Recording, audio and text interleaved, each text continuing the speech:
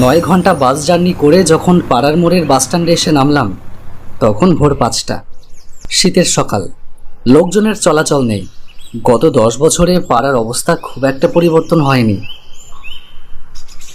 শুধু বাড়িগুলোকে বার্ধক্য স্পর্শ করেছে বলা যায়।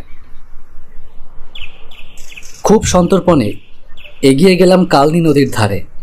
স্রোত এখন অনেকটাই কম। শীর্ণ ঘাস আর পাতাঝরা গাছ শীতের রুক্ষতার জানান দিচ্ছে। হঠাৎ নাকে এলো চিরচেনা একটা মিষ্টি গন্ধ। সত্যিই তো, এটা তো চামেলি ফুলের গন্ধ। এখানে এলো কিভাবে? ভাবতে ভাবতে বসে পড়লাম বাঁধানো ঘাটে। মনে হলো গন্ধটা আমার কাঁধে মাথা রেখেছে। সে এসেছে, আমি আর উঠে দাঁড়ালাম না। 10 বছর আগেও এরকম ভোর এসেছিল আমার জীবনে। পরিণীতা চলে গেছে প্রায় 10 বছর হয়ে গেল। আমিও ঘরবাড়ি ছেড়ে চলে গিয়েছিলাম অন্য এক শহরে, কিন্তু এতগুলো দিন পরেও সে তার উপস্থিতি আমাকে উপলব্ধি করিয়ে দিয়ে গেল।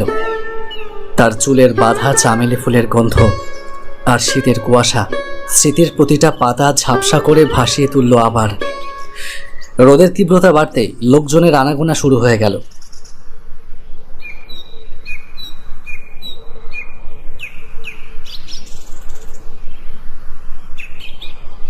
কালনী নদীও তার ঘুম ভেঙে নৌকো বয়ে নিতে শুরু করেছে। আমার চোখে ঝাপসা স্মৃতি, চামেলি ফুলের গন্ধ বিলীন হয়ে যাচ্ছে ধীরে ধীরে। হাত ঘড়িতে দেখলাম সকাল 6টা বেজে গেছে। ধীরে ধীরে বাড়ির পথে রওনা দিলাম। পথে একটা জায়গায় এসে থামতে হলো।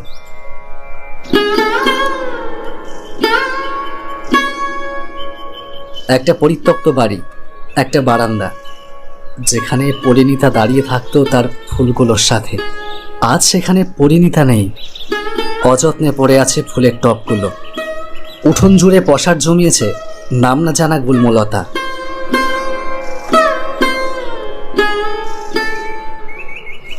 বাড়ির সামনে আসতেই দেখলাম বাড়ি ভর্তি লোকজন। বুঝতে পারলাম আজ আমার ছোট ভাইটার বিয়ে। হঠাৎ একজন এসে জিজ্ঞেস করলো, আপনি কি ক্যাটারিংয়ের লোক? না, আমি বলতে গিয়ে থমকে গেলাম। সামনে দেখলাম বাবা দাঁড়িয়ে আছে। একটা ইশারা দিতেই লোকটা চলে গেল। বাবা বললেন, কি এত বছর পরে কি মনে করে? আমি চুপ করে কথাটা শুনলাম। কষ্ট হলেও কিছু বললাম না। সোজা চলে গেলাম আমার পুরনো ঘরটায়। সারা বাড়ি ভর্তি এত লোকজন, যার মধ্যে নিজেকেই কেমন অপরিচিত মনে হলো। একটু বিশ্রাম নিতে গিয়ে ঘুমিয়ে পড়লাম। ঘুম যখন ভাঙল তখন বেলা প্রায় 12টা। লোকে লোকারণ্য। বরযাত্রী বেরোবে একটু পরেই। অনেক দূরে বিয়ে, তাই পৌঁছাতে সময় লাগবে। আমাকে দরজা খুলে বেরোতে দেখেই আমার মা ছুটে এলো। আমাকে ছুঁয়ে দেখবার পরিবর্তে বলল, তুই ঘরে থাক, লোকে দেখলে নানান কথা উঠবে। ঠিক আছে মা, তোমাদের চিন্তা করতে হবে না, আমি সবার সামনে যাচ্ছি না। চলে এলাম। বরযাত্রী বের হলো বিকেল 5টায়। আমি ছোট ব্যাগটা কাঁধে নিয়ে বেরিয়ে পড়লাম রাস্তায়। এই বাড়ি আমার নয়। আমি এখানে নিতান্তই অপরিচিত, অযাচিত। গত রাতে অল্প কিছু খেয়ে বাসে উঠেছিলাম।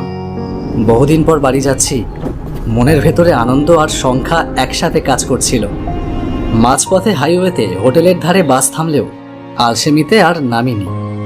সারা বেলায় কোথাও খাবার জোটেনি, তাই খিদেও পেয়েছে খুব। তাই বাধ্য হই পাড়ার ভাতের হোটেলের দিকে গেলাম। হোটেলের সামনে দেখা হলো বন্ধু সবুজের সাথে। দেখা হতেই বলল, কি রে সুমন, এতদিন পরে এলি? হ্যাঁ, আজই এলাম। তা এখানে হোটেলে কেন? এই কিছু খেতে এলাম। সে কি, আজ তোর ভাইয়ের বিয়ে না? একটু দমে গেলাম। আজ যে আমার বরযাত্রী যাবার কথা, তাই কোনো উত্তর দিতে পারলাম না। চুপচাপ কিছু খেয়ে চলে এলাম খেয়াঘাটের শান বাঁধানো বুড়ো বটতলায়। এই বটতলাটা আমার খুব পছন্দের ছিল। পরিণীতা বকুল ফুল নিয়ে এসে বসত। আমি বকুল ফুলের মালা গেঁথে পরিয়ে দিতাম তার খোপায়। আজ থেকে 10 বছর আগে, তখন আমাদের প্রেমের বসন্ত চলছে। হঠাৎ কালবৈশাখী শুরু হলো। পরিণীতার বিয়ে ঠিক করবার চেষ্টা করছে তার বাবা মা। এদিকে আমরা দুজন দুজনকে এতটাই ভালোবাসি যে আলাদা থাকবার কথা ভাবতেই পারছি না। একদিন পরিণীতার বাবা তাকে বলল, শোনো মেয়ে, যদি আমার পছন্দ করা ছেলেকে বিয়ে না করিস তাহলে আমার মরা মুখ দেখবি। কিন্তু বাবা, আমি যে সুমনকে ভালোবাসি। রাখ তোর ভালোবাসা, অমন ভালোবাসা আমি অনেক দেখেছি। বেকার ছেলের কাজকর্মের বালাই নেই, ভালোবাসা। পরিণীতা চুপ করে শুনল। তখন সত্যিই আমি বেকার।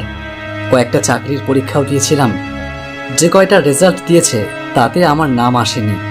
পরিণীতাও তা জানতো। একদিন সন্ধ্যায় এই বটতলায় এসে আমার সাথে দেখা করলো সে। সুমন, আমাদের ভালোবাসা রবীন্দ্রনাথের একটা ছোট গল্প হয়েই থেকে যাবে, শেষ হয়েও হবে না শেষ। মানে কি বলছো এসব? ও কিছুই না। দুজন মিলে সন্ধ্যাটা একসাথে কাটিয়ে যে যার বাড়ি ফিরলাম। পরদিন সকালে শুনলাম পরিণীতা আর নেই, মারা গেছে।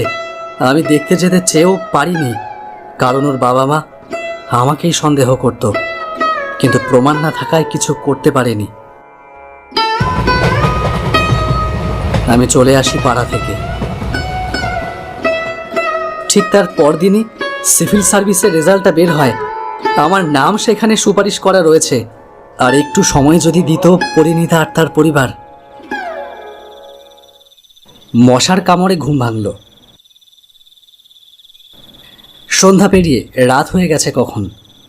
মেঘাচ্ছন্ন আকাশের বুকে কখন যেন চাঁদ উঠেছে। তার রূপলি আলোয় ঝকঝক করছে চারিদিক। ঘাটের সব কাজ গুছিয়ে মাঝি জেলেরা সব চলে গেছে। মনে হচ্ছিল পুরো এলাকাটাই যেন ঘুমিয়ে পড়েছে। হঠাৎ চামেলি ফুলের গন্ধ। তাহলে কি পরিণীতা এসেছে আবার? সামনে তাকিয়ে দেখলাম আমার সামনে একটা স্নিগ্ধ হাসি মাখা মুখ নিয়ে হাওয়ায় ভেসে রয়েছে পরিণীতা। সুমন, আমরা আবার এক হচ্ছি। কি বলছো পরিণীতা? কিভাবে? তোমার পায়ের দিকে তাকিয়ে দেখো। আমি দেখার জন্য উঠতে গিয়েও পারছিলাম না দুর্বলতার কারণে। বহু কষ্টে উঠে দেখি ওটা মশার কামড় নয়, জ্যোৎস্নার আলোয় স্পষ্ট দেখা যাচ্ছে আমার পায়ে দুটো দাগ, সাপের কামড়। সাথে সাথে সামনে তাকালাম, দেখলাম পরিণীতা হাত বাড়িয়ে আমাকে ডাকছে। আমি বহু চেষ্টা করেও তাকে ছুঁতে পারলাম না। অনেক চেষ্টা করবার পর হঠাৎ যেন খুব সহজেই পারলাম। শরীরটা হালকা হয়ে গেছে। পরিণীতা আমার হাত ধরে সামনে নিয়ে যেতে লাগলো, সেই বকুলতলার দিকে। পরিণীতা, কোথায় যাচ্ছি আমরা? সুখের খোঁজে। আমার ব্যাগটা নেই। ওটা তোমার আর কোনোদিনও কাজে লাগবে না। ব্যাগটার দিকে তাকিয়ে দেখলাম বটতলায় আমার নিথর নীল দেহটা পড়ে আছে, আর তার পাশেই পড়ে আছে আমার ব্যাগটা। আজ আমার আর কোনো দুঃখ নেই। হাওয়ায় ভাসতে ভাসতে পূর্ণতা পেল। ওই যে দূরে রাতের আকাশে গোল থালার মতন চাঁদ উঠেছে, তার পাড়াতেই যাচ্ছি আমরা। আমাদের জীবনের এই ছোট গল্প চির অসমাপ্ত আখ্যানের পথে পাড়ি দিল।